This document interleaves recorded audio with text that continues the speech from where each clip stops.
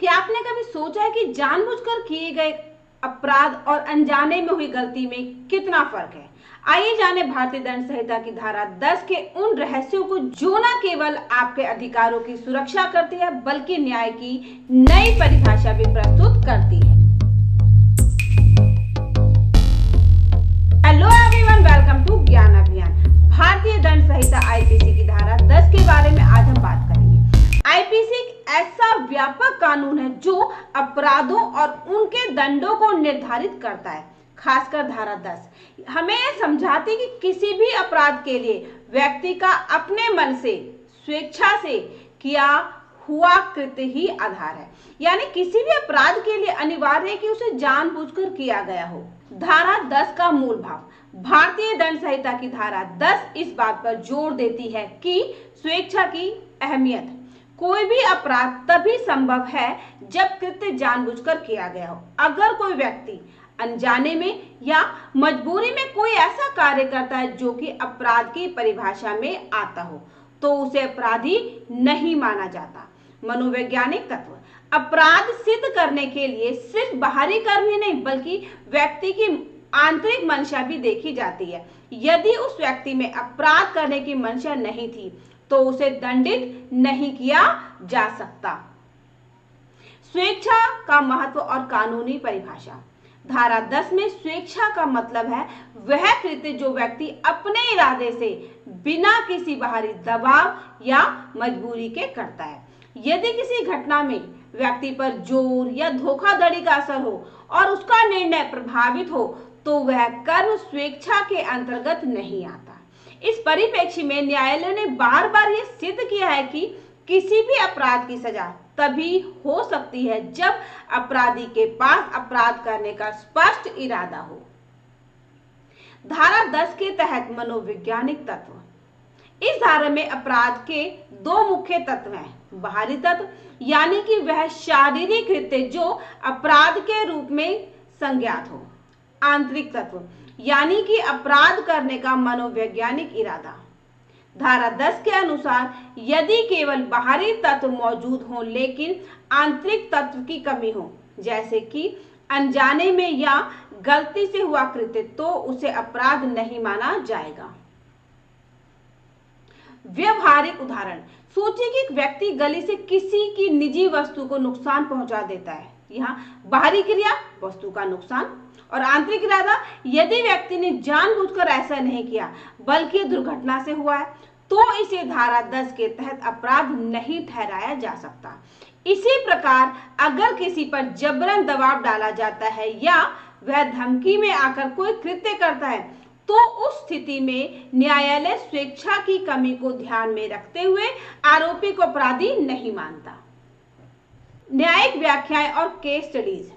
न्यायालयों में धारा 10 की व्याख्या करते समय यह देखा जाता है कि इरादे की जांच। कोर्ट इस बात की गहराई से जांच करता है कि आरोपी ने किस मानसिक अवस्था में अपराध किया। वास्तविक मजबूरी।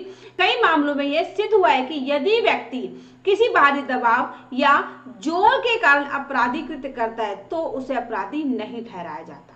उदाहरण के तौर पर कई प्रसिद्ध मामलों में अदालत ने यह कहा है कि जब व्यक्ति का कृत्य पूर्ण गैर स्वैच्छिक हो तो उसे सख्त कानून से बचाया जाना चाहिए। इससे यह सिद्ध होता है कि कानूनी प्रणाली व्यक्ति की मानसिक स्थिति और स्थिति के विश्लेषण पर विशेष ध्यान देती है। आधुनिक परिप्रेक्ष्य में धारा 10 का महत्व। आधुनिक समाज में जहां तकनीक और सामाजिक दबाव ने लोगों की जिंदगी को और जटिल बना दिया है, धारा 10 का महत्व और भी बढ़ जाता है। अपराध में सहानुभूति। यह धारा न्यायपालिका को यह अवसर देती है कि वह अपराध के पीछे छिपे मनोवैज्ञानिक और सामाजिक कारकों पर विचार करे। व्यक्तिगत अधिकारों की सुरक्षा। जब कोई व्यक्ति मजबूरी या अनजाने में अपराधी कृत्य करता है तो उसे न्याय मिलने की संभावना बढ़ जाती है। कानून में सुधार। समाज के बदलते परिदृश्य के साथ कानून में भी सुधार की आवश्यकता होती है। धारा 10 इसी दिशा में एक महत्वपूर्ण कदम है जिससे कि न्याय प्रक्रिया में व्यक्ति की मनोस्थिति को महत्व दिया जा सके। शिक्षा और जागरूकता। हम सभी को यह समझना चाहिए कि कानून सिर्फ शक्ति का नाम नहीं है, बल्कि यह व्यक्ति के अधिकारों और उसकी मनोस्थिति का भी संरक्षण करता है। शिक्षा का महत्व, जब हम धारा 10 और इसके तत्वों को समझते हैं तो हम अपने अधिकारों के प्रति अधिक जागरूक होते हैं। न्यायिक समझ, यह हमें यह भी सिखाता है कि अपराध सिद्ध करने के लिए केवल बाहरी कृत्य नहीं, बल्कि उसके पीछे छिपे मनोवैज्ञानिक तत्वों का भी अध्ययन आवश्यक है। अब हम कुछ बहुविकल्पी प्रश्न करेंगे और जानेंगे कि हमने कितना सीखा। भारतीय दंड संहिता की धारा 10 का मुख्य सिद्धांत क्या है? इसका सही जवाब है ऑप्शन सी, स्वेच्छा से किए गए कृत्य पर जोर। धारा 10 में स्वेच्छा का महत्व क्या है? इसका सही जवाब है ऑप्शन सी, यह सुनिश्चित करता है कि अपराध तभी होगा जब कृत्य जानबूझकर किया गया हो। यदि कोई व्यक्ति जबरन दबाव में आकर कोई कृत्य करता है तो धारा 10 के अनुसार इसका सही जवाब है ऑप्शन सी, उसे अपराधी नहीं माना जाएगा। धारा 10 के तहत अपराध सिद्ध करने के लिए किन दो तत्वों का होना आवश्यक है? इसका सही जवाब है ऑप्शन बी, बाहरी तत्व और आंतरिक तत्व।